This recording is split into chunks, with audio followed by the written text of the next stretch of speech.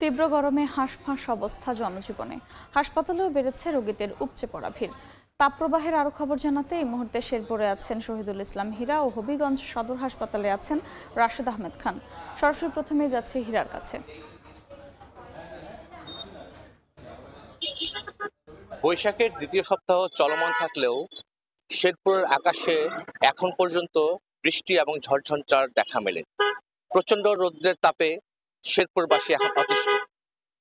বৈশাখ চলমান থাকা অবস্থায় শেরপুরে সকাল থেকে সন্ধ্যা পর্যন্ত প্রচন্ড খরতাপে শেরপুরবাসী এখন নাকাল অবস্থায় অবস্থায় চলছে।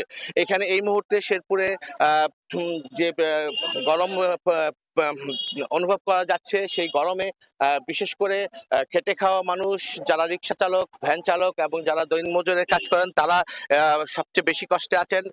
এবং শিশু এবং বৃদ্ধরা এই গরমে প্রচন্ড কষ্ট করছেন। এই গরমের মধ্যে একটা জিনিস লক্ষ্য করা যাচ্ছে, শেরপুরে বিভিন্ন শেরপুরের মানুষ আর সাধারণ মানুষ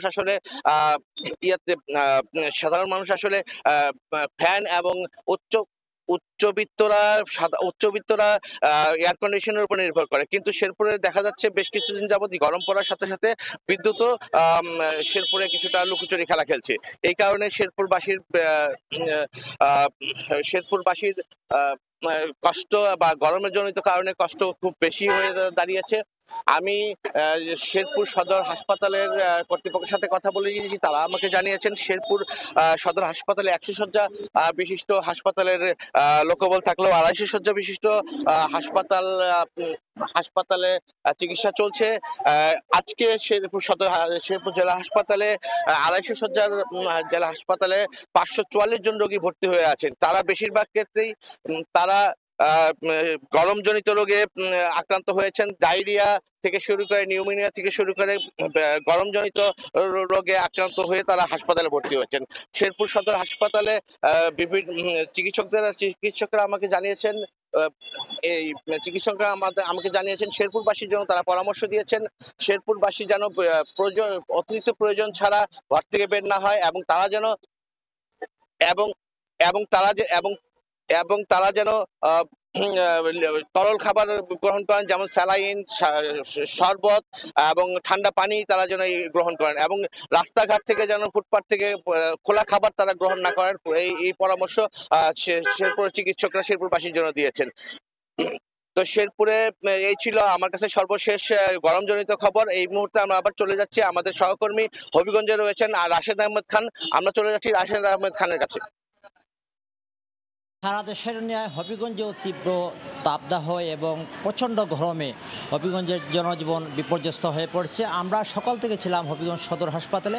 আমরা দেখেছি যে এখানে যে খেটে খাওয়া মানুষ, সাধারণ মানুষ যারা ঘরে বসে থাকতে পারেন না, যাদের পেটের তাগিদে তারা বের হতে হয় প্রচণ্ড গরমে, এ ধরনের মানুষজন প্রচুর পরিশ্রম করছেন এবং বিপদে রয়েছেন, তারা বিপাকে রয়েছেন। একদিকে তাদের গরম, অন্যদিকে তাদের পেটে নাই খিদা।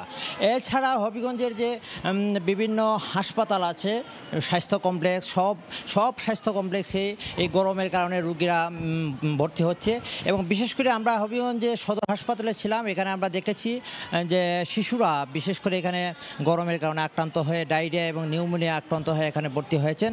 আমরা কথা বলেছিলাম হাসপাতাল কর্তৃপক্ষের সাথে। হাসপাতালের আবাসিক medical officer doctor Mubin Uddin Chowdhury আমাকে জানিয়েছেন যে হবিগঞ্জে যে শিশুদের যে ওয়ার্ড আছে, এই শিশুদের যে ধারণ ক্ষমতা 50 সিটের মতো ক্ষমতা আছে, এর চেয়ে অনেক বেশি, 85-র মতো সংখ্যা এখানে ভর্তি রয়েছে। এবং তারা যতটুকু তাদের সাধ্যমতো তারা চেষ্টা করছেন শিশুদের সেবা দেওয়ার। এছাড়াও হবিগঞ্জের যে 9টি উপজেলার যে স্বাস্থ্য কমপ্লেক্সগুলোতেও তীব্র গরমের কারণে রুগীরা ভর্তি হচ্ছেন। বিশেষ করে শিশুরাই বেশি ভর্তি হচ্ছেন। সাথে সাথে যারা বয়স্ক রোগী যারা আছেন তারাও বিভিন্ন হিট স্ট্রোক বা হিটের কারণে তারা অসুস্থ হয়ে পড়ছেন। বিভিন্ন শ্বাসকষ্টজনিত রোগীও বিভিন্নজন অসুস্থ হয়ে হাসপাতালে ভর্তি হয়েছেন। আমরা কথা বলেছিলাম রোগীদের সাথে। রোগীরা জানিয়েছেন যে তারা আসলে গত 3-4 দিন থেকে যে এই গরমের কারণে অনেকেই অসুস্থ হয়েছে এবং তারা যখন অনন্য উপায় হয়, তারা যখন রোগীর অবস্থা খারাপ আকার ধারণ করেছে, তখন তারা বাধ্য হয়েছেন এই হাসপাতালে ভর্তি হতে।